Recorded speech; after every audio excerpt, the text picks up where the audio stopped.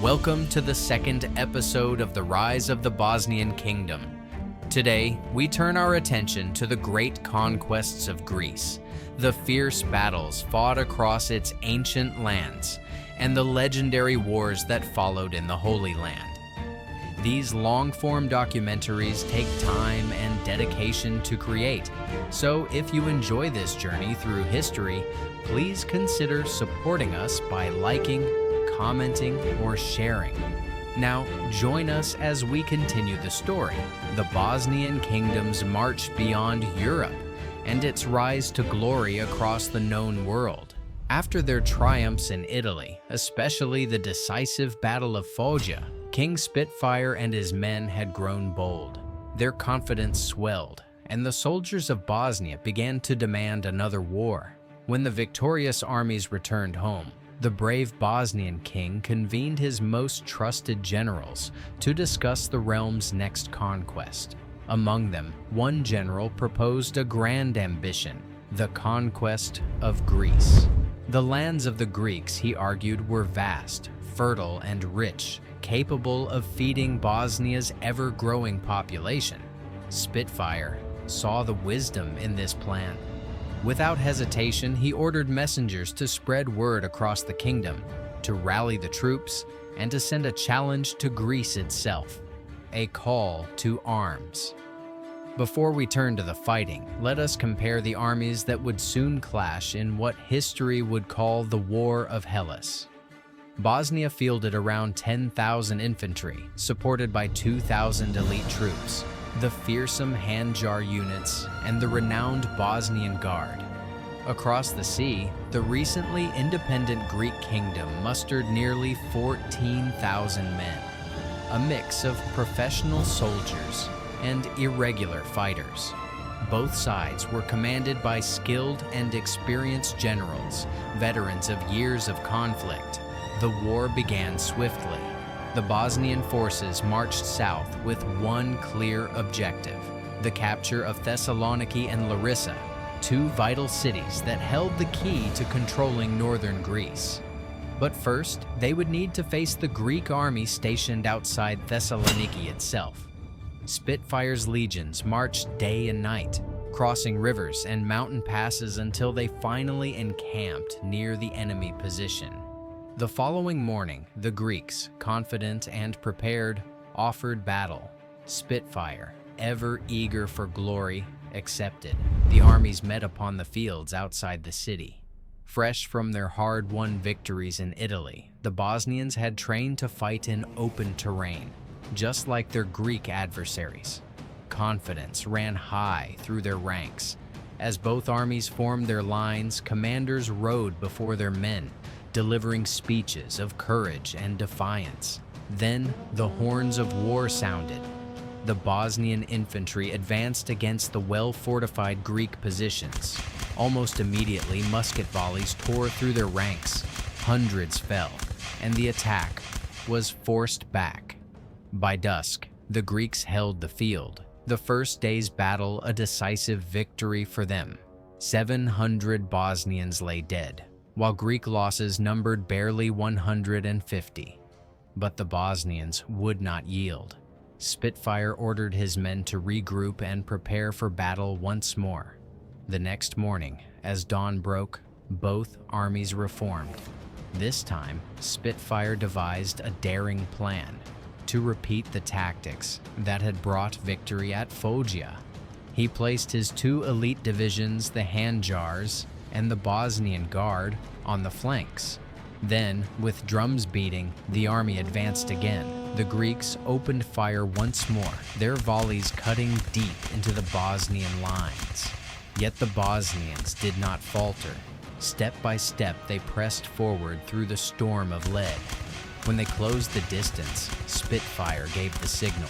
The flanks charged, sweeping around the Greek positions, while the center unleashed a withering barrage of gunfire. Confusion spread through the Greek ranks. Their commander fell, struck by a bullet, and with his death, discipline collapsed. The Greeks broke, and what followed was slaughter. 13,000 Greeks were killed in the chaos, while Bosnian casualties numbered between 1 and 3,000. Thessaloniki fell soon after, a brutal but decisive victory marking the beginning of Bosnia's conquest of Greece. After their costly yet decisive victory over the Greeks at the Battle of Thessaloniki, morale within the Bosnian army soared, yet King Spitfire remained cautious. He knew the Greeks would not surrender so easily, that another battle, a final and crushing one, would be needed to break their will and secure control over the peninsula. In the days following their triumph, Greek leaders hastily gathered their remaining forces at the key city of Larissa, determined to make a last stand.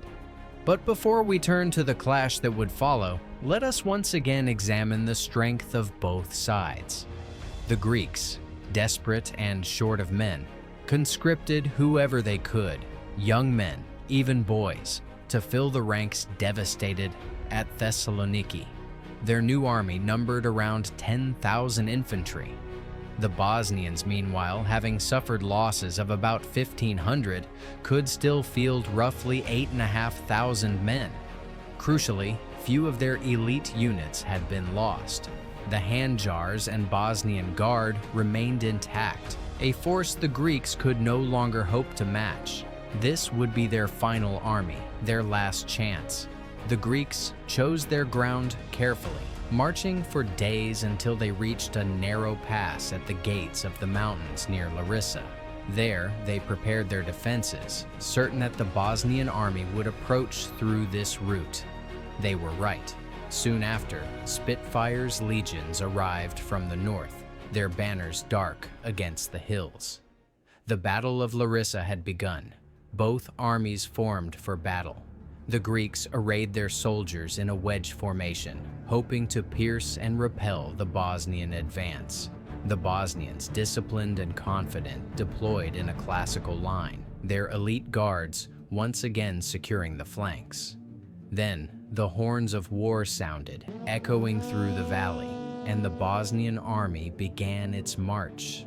The Greeks fired first, unleashing volleys from the ridges above, but the uneven terrain threw their aim, and few shots found their mark.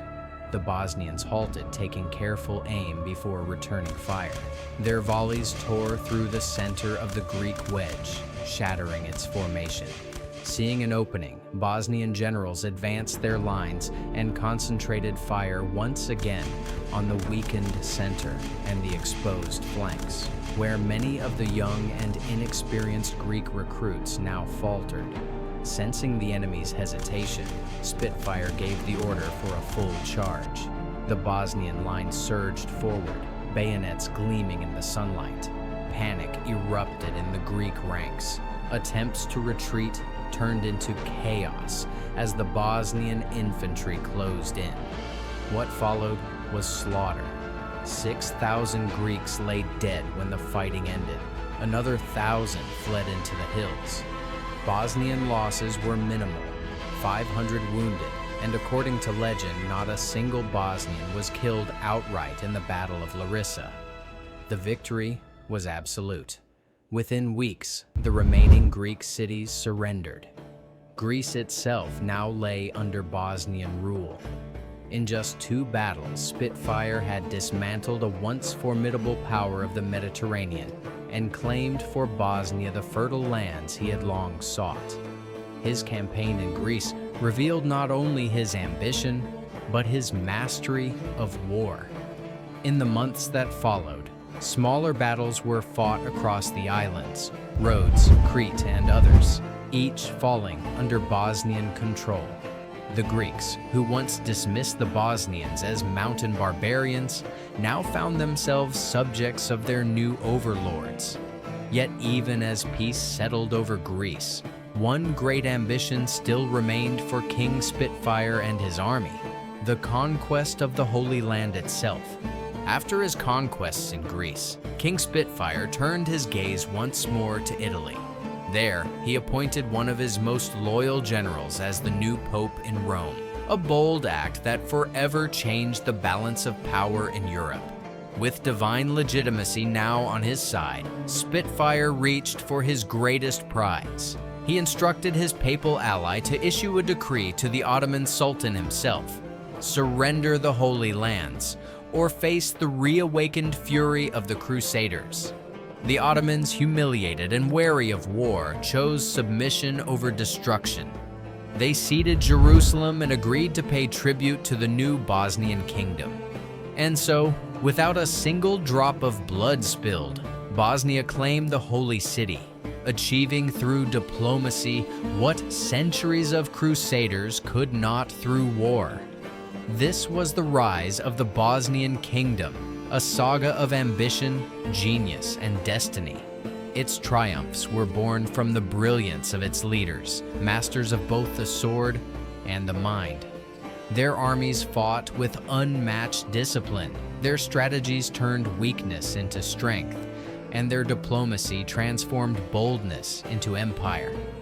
When the conquests of King Spitfire came to an end, a new era began, the Golden Age of Bosnia. From the mountains of its homeland to the gates of Jerusalem, the Bosnian banner had risen to rule the heart of the world. This was the rise of Bosnia. Thank you for watching, and stay tuned for our next episode, where we continue the story of empires, wars, and legends that shaped our world.